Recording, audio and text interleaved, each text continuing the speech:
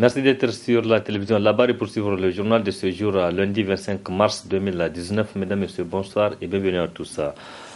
Le 25 mars 2018, vous le savez, le cadre de concertation et d'action citoyenne de la société civile nigérienne appelait à une manifestation pacifique contre la loi de finances 2018, une manifestation interdite par la délégation spéciale de la ville de Niamey. Une décision rejetée par les organisateurs qui étaient tous arrêtés et incarcérés dans des prisons civiles suite à cette manifestation. Retour sur les faits dans ce reportage. Nous, organisation de la société civile nigérienne, regroupés au sein du cadre de concertation et d'action citoyenne, convaincus de notre bon droit et résolus à poursuivre notre lutte conformément à notre devoir sacré de résistance à toute forme d'injustice et d'arbitraire, rejetons purement et simplement l'arrêté d'interdiction pris par le président de la délégation spéciale de la ville de Niamey et décidons en conséquence de maintenir toutes les manifestations pacifiques prévues pour le dimanche 25 mars 2018. Cet appel du cadre de concertation et d'action citoyenne de la société civile a été entendu par certains citoyens qui étaient descendus dans certaines voies de la capitale ce 25 mars 2018. Peu avant l'heure prévue pour la manifestation pacifique, l'un des leaders de la société civile, Moussa Tchangari, a été interpellé au siège d'Alternative Espace Citoyen.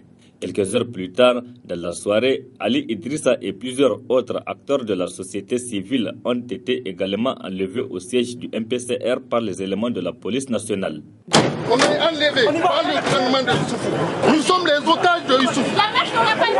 La marche et le peuple vaincra. Il tient, nous vaincrons. On s'est pris pour venir au MPCR pour rassembler les camarades. Malheureusement, là encore, ils nous ont trouvés. Ils ont déporté tous ceux qui étaient là. Sauf moi. Vous voyez l'ambiance, ils ont provoqué une pagaille parce que nous, ce n'est pas ce qu'on avait dit. Notre camarade Moussa Tchangari a été retrouvé dans le siège de notre association, dans son bureau pratiquement. On l'a embarqué pour dire qu'en fait, je l'ai suivi.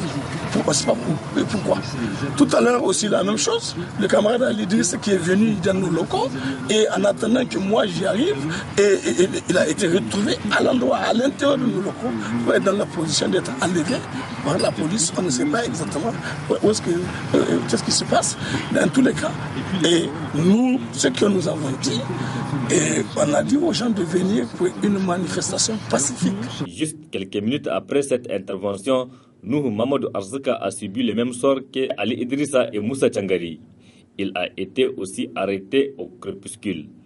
Pendant ce temps, l'appel à la manifestation pacifique se poursuivait par les autres acteurs de la société civile. C'est l'exemple de Maître Lerwana Abdourahman, aussi pris à la devanture du groupe de presse Labari juste après son intervention en direct sur le plateau de la télévision. Ainsi, à la fin de la journée du 25 mars 2018, les principaux leaders de la société civile étaient tous aux arrêts.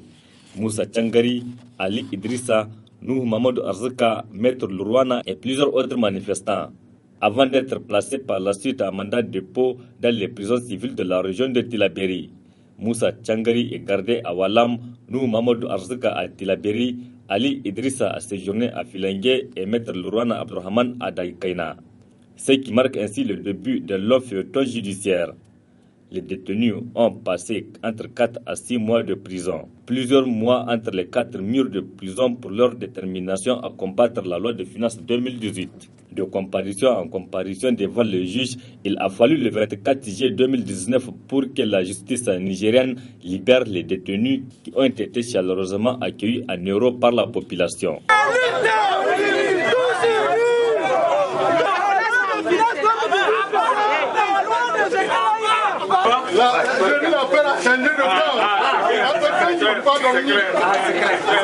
Pour finir définitivement avec ce dossier, les leaders de la société civile nigérienne et autres avaient saisi la cour d'appel pour le procès en appel. Malheureusement, ce dernier a fait l'objet de report à plusieurs reprises.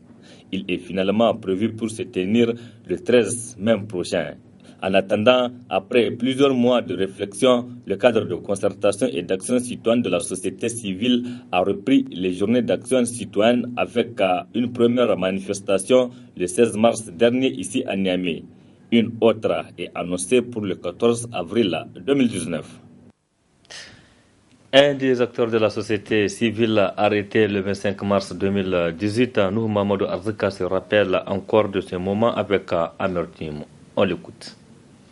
Effectivement, aujourd'hui, le 25 mars 2019, ça fait exactement un an que nous avons fait l'objet d'arrestation de la part du régime en place, dans les conditions qui ont été plus tard définies par le ministre de l'Intérieur, qui a expliqué qu'ils avaient en réalité des comptes à régler et vis-à-vis de nous pour beaucoup de choses que nous avons dû faire avant même la date, et qu'il fallait qu'ils nous règlent le compte. C'est pour ça que, avant même la manifestation, le camarade Moussa Changari a fait l'objet d'arrestation entre 11h et midi. Plus tard, vers 16h, le camarade Ali Idrissa et certains camarades ont été arrêtés à notre siège et dans les locaux de notre siège.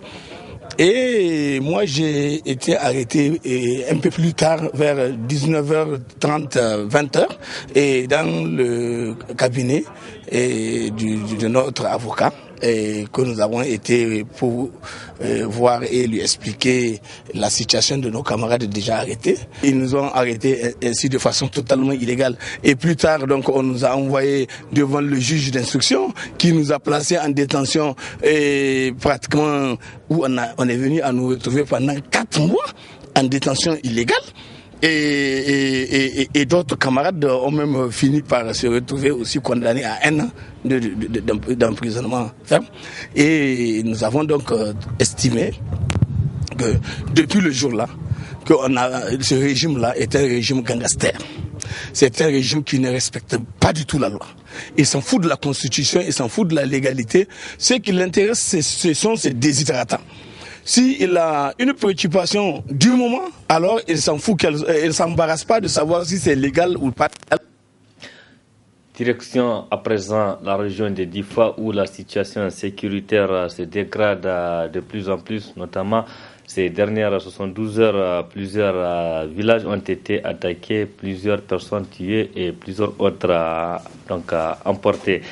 Cette situation était au cœur des préoccupations du groupe Alternative Espace Citoyen, qui était d'ailleurs face à la presse cet après-midi pour réagir relativement à la situation qui prévaut actuellement dans la région de Difa.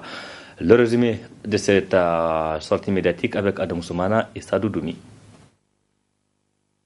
Acteurs de la société civile nigérienne et quelques ressortissants de la région du Manga se retrouvent ainsi pour se pencher sur la situation sécuritaire dans cette partie du Niger. Une situation dramatique qu'a tenu à souligner Alternative Espace Citoyen. Le mouvement des personnes actuellement en cours aura certainement, comme les mouvements antérieurs, des conséquences lourdes, aussi bien sur le plan humanitaire que sur le plan sécuritaire. La situation actuelle dans la région de Difa vient hypothéquer les résultats attendus de l'assouplissement annoncé des mesures prises dans le cadre de l'état d'urgence toujours en vigueur dans cette région. C'est le lieu de rappeler que ces mesures n'ont pas démontré leur efficacité sur le plan du renforcement de la sécurité. Elles ont plutôt contribué à dégrader la situation économique et sociale des populations de la région. Entre le 1er janvier et le 25 mars 2019, il convient de noter qu'au moins 61 personnes, en majorité des civils, ont été tuées dans la région de Difa au cours de différentes attaques attribuées à des éléments de Boko Haram. Sur la même période, au moins 22 personnes, dont 13 femmes et filles, ont été enlevées par des hommes armés et n'ont pu recouvrer leur liberté qu'après avoir payé des rançons à leurs ravisseurs. Aussi, tout en condamnant ces actes inhumains qualifiés de crimes de guerre, Alternative Espace Citoyen demande aux autorités compétentes de prendre des mesures urgentes pour assumer leurs obligations en matière de protection et de sécurisation des personnes civiles partout où elles se trouvent sur le territoire national, en déployant les forces de défense et de sécurité et en veillant à ce qu'elles soient réactives du jour comme de nuit. 2.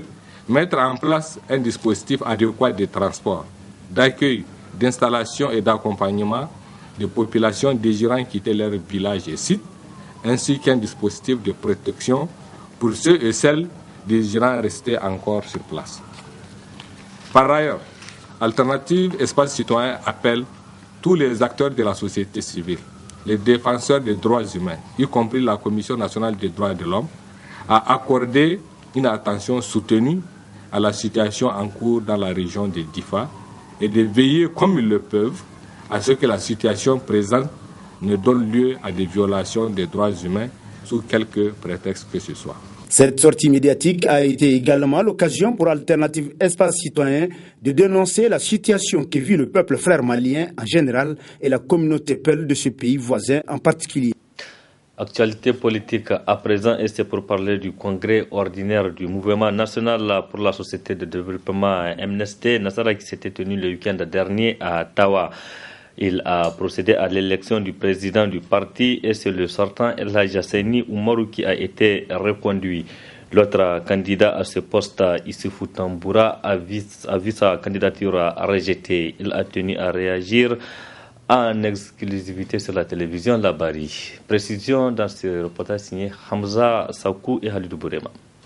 Je n'ai jamais vu un congrès aussi catastrophique. Parti à ce congrès de Tawa pour briguer sa présidence, Issoufou Tamboura a vu sa candidature rejetée pour des raisons qu'il qualifie d'horribles. On vient dire, premièrement, que je n'ai pas justifié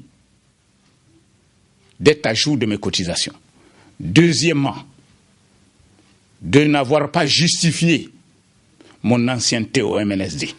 Lorsque cela a été dit au congrès, vraiment, tout le monde sentait qu'il n'y avait pas d'enthousiasme. Il y avait un malaise. Comment peut-on dire que M. Issoufou Tamboura n'a pas fait 10 ans au MNSD?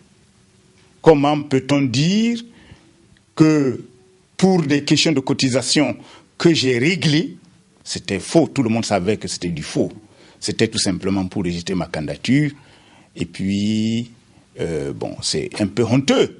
Le congrès a donc réélu Seni Oumarou et l'a investi comme candidat du parti à la présidentielle 2021. Une action qui participe, selon Issoufou Tamboura, de la liquidation du MNSD Nassara. Depuis que le MNSD existe, on a toujours attendu la veille des élections pour investir les candidats. On fait un congrès extraordinaire, on le choisit et on l'investit. Pourquoi se précipiter? Il s'est précipité. Apparemment, il ne croit plus en lui-même. Il s'est précipité. Moi, je pense, ça c'est Tamboura qui parle, c'est la vente du MNSD qui continue. Vous avez vu le cas de l'ANDP en 2016. Le Congrès a investi son président pour être candidat. Et à la veille, il a dit non, c'est pas la peine, il ne part pas. Donc, je pense que ce schéma qui guette le MNSD. Sur le rejet de sa candidature, le désormais ancien secrétaire à la communication du parti compte exercer les différentes voies de recours qui lui sont offertes. Un mot de la santé dans ce journal et c'est pour parler de la tuberculose, cette maladie infectieuse qui attaque tous les organes dont la plus fréquente et contagieuse est la tuberculose pulmonaire. Avec le dépistage, on peut venir à bout de cette maladie selon les spécialistes. Reportage Areta Salah, Khalidou Bourema. La tuberculose est une maladie contagieuse qui s'attaque habituellement aux poumons, mais parfois aussi à d'autres organes du corps, comme le rein, le cerveau, les os et les ganglions. La tuberculose se propage par le biais de gouttelettes en suspension dans l'air. Les signes, c'est surtout la toux. C'est une toux qui est chronique, qui au-delà de 2 semaines. C'est une toux qui embête surtout la nuit. Et elle peut être sèche ou bien elle peut être productive avec des crachats qui sont mucopurulentes. Des fois, si la maladie a duré, il y a même du sang dans les crachats des fois. En dehors de la toux, il y a la fièvre, surtout dans les soirées. Il y a l'amaigrissement, il y a la fatigue générale, il y a aussi les sueurs nocturnes. Si on a ces symptômes, il faut se rendre dans les centres de santé ou et des centres de dépistage et de traitement. La majorité des CSI ont cette capacité de faire le dépistage et même des fois le traitement de la tuberculose. La tuberculose est une maladie qui touche tout le monde. Elle est partout. Elle concerne tout le monde. Elle concerne tous les âges. Elle concerne tous les sexes. Ce n'est pas une maladie des pauvres qu'on a l'habitude de dire auparavant. Aujourd'hui, quel que soit son niveau social, on est à risque de la tuberculose. La tuberculose est une maladie qui se guérit si elle est détectée très tôt. Tout le monde est concerné par cette maladie, ce qui fait que tout le monde doit se mettre dans le combat pour lutter contre la maladie et faire en sorte. C'est une maladie qui se traite et qui se guérit. Et on guérit sans séquelles si on vient tôt, on fait le diagnostic tôt. Le traitement est partout au Niger, dans tous les CSI, et elle est gratuite. De l'examen des crachats au traitement de la tuberculose, tout est gratuit. La forme la plus fréquente est la tuberculose pulmonaire à bacilloscopie positive, c'est-à-dire chez qui on a fait l'examen de crachat et elle est positive. C'est elle qui est la plus contagieuse et c'est elle que le programme se bat parce que si on détecte ces gens-là, on fait en sorte que la transmission s'arrête et on va faire en sorte que finir avec la tuberculose. Parce que si les formes contagieuses sont diagnostiquées et traitées, et bien traitées, la tuberculose disparaîtra dans quelques années dans notre pays. La tuberculose est un problème de santé publique car malgré l'existence d'un traitement très efficace et d'un vaccin, le BCG, la tuberculose continue de faire des victimes et compte parmi les 10 premières causes de mortalité dans le monde selon l'Organisation mondiale de la santé OMS. Du 25 au 27 mars 2019, plusieurs jeunes Nigériens seront formés sur la liberté de la presse et l'islam. Une initiative de l'ambassade des États-Unis d'Amérique au Niger qui porte sur les thèmes « Les jeunes s'engagent pour la liberté de la presse ». L'atelier se tient au centre culturel américain, nous rapporte Abdrazak Hamidou, Léo et Chebouguisso. Ils seront au total 40 jeunes, 20 de l'IPTIC et 20 d'un programme lancé par le Centre culturel américain depuis un an. Ils prendront part du 25 au 27 mars 2019 à cet atelier de formation sur la liberté de la presse et le slam, sous le thème « Les jeunes s'engagent pour la liberté de la presse ». La question de la liberté de la presse et de la liberté d'expression n'est pas une affaire drôle. Mieux, elle constitue une affaire sérieuse. Exprimez vos idées, vos opinions, dans un dialogue entre vos semblables est un droit fondamental. Alors que ce droit fondamental est considéré pour acquis dans les sociétés libres, il est désespérément recherché dans les sociétés plus oppressives. Une cérémonie d'ouverture présidée par le président du Conseil supérieur de la communication. C'est avec beaucoup d'émotion et beaucoup de compassion et d'admiration pour vous les jeunes de vous retrouver, les 20 ambassadeurs, c'est ça, qui continuent le combat pour la liberté de la presse. C'est une liberté fondamentale, elle est essentielle, comme l'a dit le président de la jeunesse, parce qu'il n'y a aucune démocratie sans liberté de la presse. Et ce qui me rassure, c'est que je pense que je peux prendre ma retraite puisque la relève est assurée. Cet atelier est organisé par l'ambassade des États-Unis en collaboration avec le Conseil national de la jeunesse. Si aujourd'hui l'une des plus grandes démocraties au monde se retrouve aux États-Unis, c'est parce que quelque part la presse joue pleinement son rôle. Et je n'ai pas besoin de vous dire, quel qu'en soit celui qui est au pouvoir, la liberté de la presse n'a jamais été empiétée aux États-Unis. Je pense que c'est des modèles que nous devons suivre. Il s'agit simplement d'une seule journée quand la presse nigérienne décide de ne pas travailler pour qu'on se rende compte de l'importance de l'information. Les jeunes sont ravis, d'abord, d'apprendre, mais aussi d'être au contact de slameurs avertis qui, quant à eux, en tant que formateurs, s'y donnent corps et âme. C'est vrai qu'avant, je ne m'intéressais pas tellement au journalisme, mais après la séance qu'on a eue, la session qu'on a eue l'année passée, ça m'a beaucoup inspiré. Donc, quand on m'a fait part de cette nouvelle session encore, ça m'a beaucoup plus excitée parce que je me dis que ça va encore recommencer. Je vais encore apprendre beaucoup de choses par rapport à ce que j'ai appris l'année passée. Je suis parmi les formateurs. Nous avons un peu le devoir ou la mission, j'allais dire, d'initier les jeunes à l'écriture du slam en faveur de la liberté de la presse. On va accompagner ces jeunes-là. Moi, personnellement, je me vois plutôt facilitateur. Autrement dit, je suis là pour réveiller le génie en eux, au fait. Parce que c'est déjà des jeunes bien calés. On va juste réveiller les génies qui les animent, dont ils ignorent. Qui dit journalisme dit forcément de l'éloquence, du verbe, de la parole. Je pense que ces deux mondes qui se rejoignent, la seule chose qui nous différencie, c'est la scène. Le journaliste aussi, c'est un homme de parole.